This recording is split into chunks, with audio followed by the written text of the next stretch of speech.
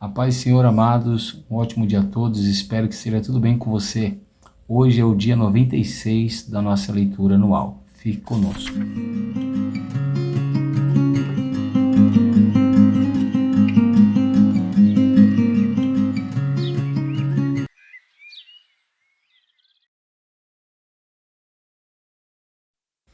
Amados, estamos lendo 2 Samuel e a nossa porção diária de hoje vai do capítulo 11 até o capítulo 14.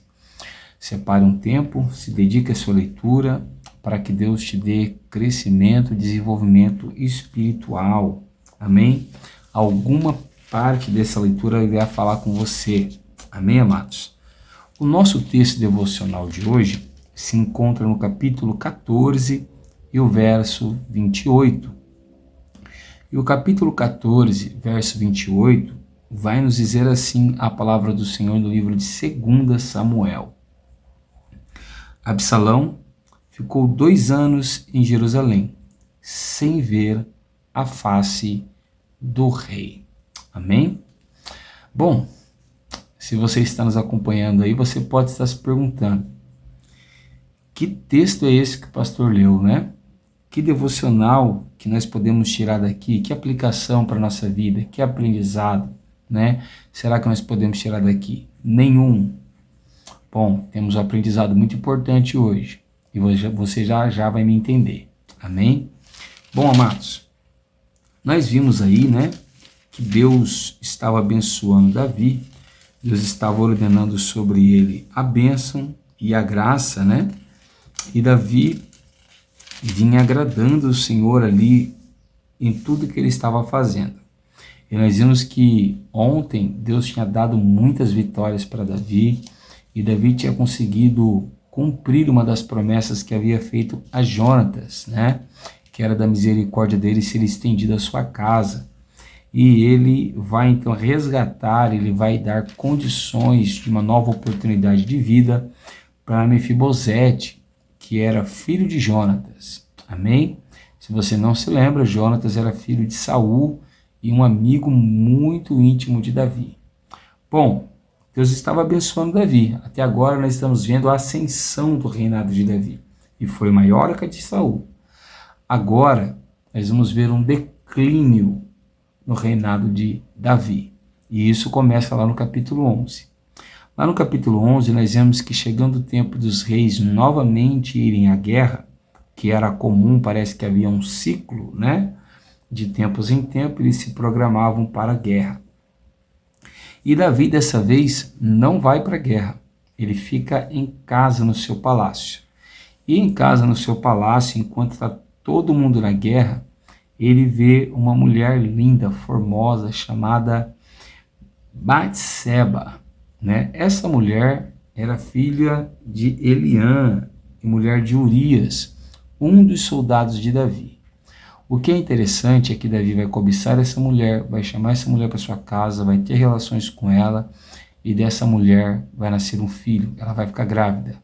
Davi então chama Urias de volta da guerra, enquanto a guerra ainda está acontecendo, inventa uma mentira, tenta mandar ele para casa, e a resposta dele é bem simples e bem poderosa. Ele diz: a arca e os soldados do meu rei estão debaixo do relento, e eu irei para casa, dormirei, beberei vinho e me alegrarei com minha esposa? De forma nenhuma, jamais faria isso.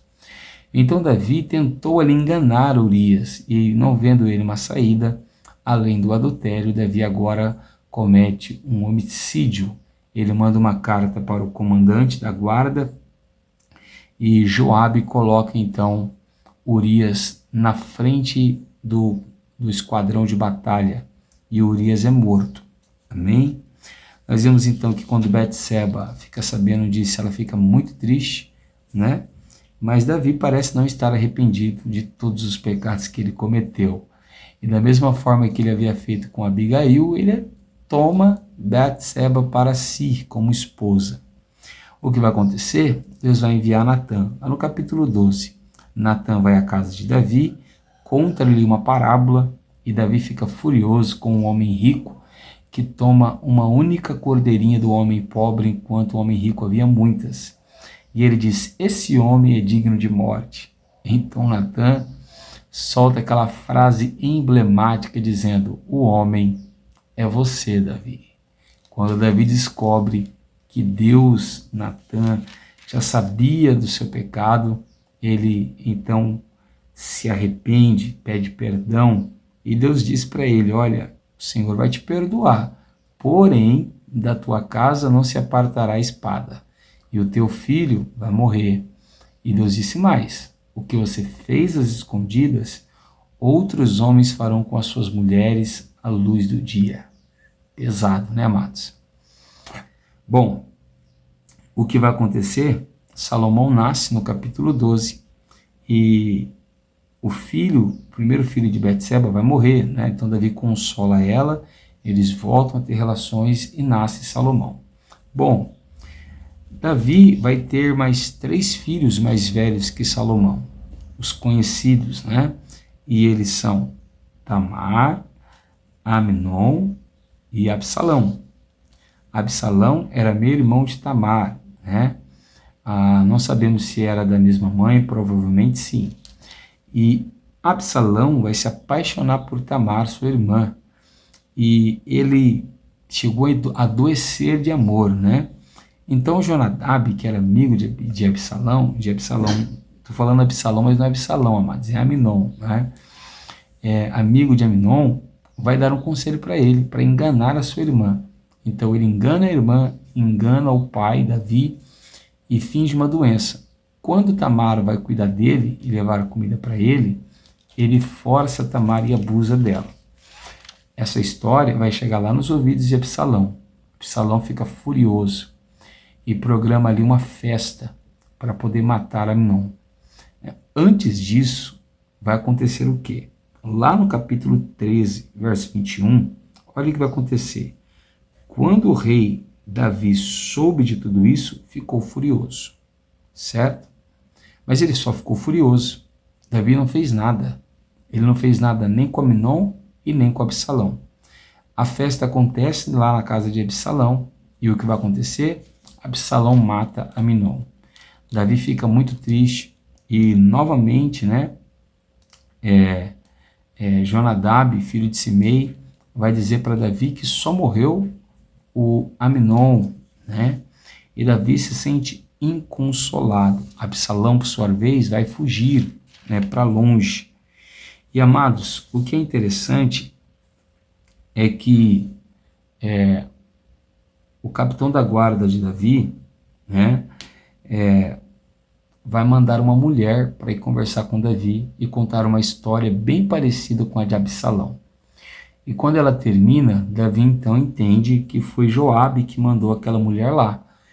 Ele fala para Joabe ser claro quanto ao que ele quer. E Davi atende o pedido de Joabe, que era o de trazer Absalão de volta para Jerusalém. Absalão volta, porém Davi dá uma ordem, que ele não queria ver o rosto de Absalão. Irmãos, vamos parar para analisar aqui.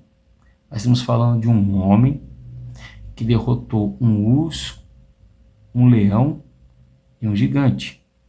Nós estamos falando de um homem que matou 200 filisteus para casar com a filha de Saul. Nós estamos falando de um homem que trouxe a Arca da Aliança. Nós estamos falando de um homem que não assumiu o reino sem antes orar a Deus. Estamos falando de um homem que não matou Saul, que o perseguiu por muitos anos.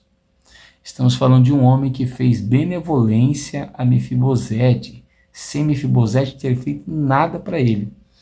Mas esse mesmo homem agora entra num declínio terrível.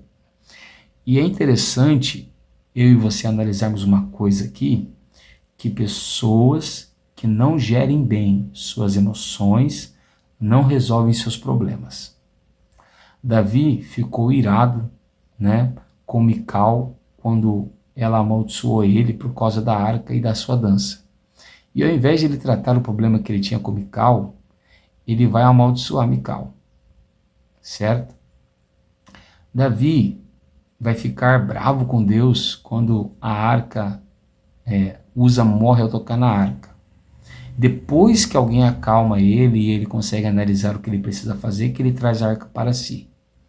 Agora nós vamos ver que Davi olha uma mulher que não era dele, tendo ele possibilidade de ter todas as mulheres que ele queria, e deseja essa mulher. Ele não soube frear a sua paixão.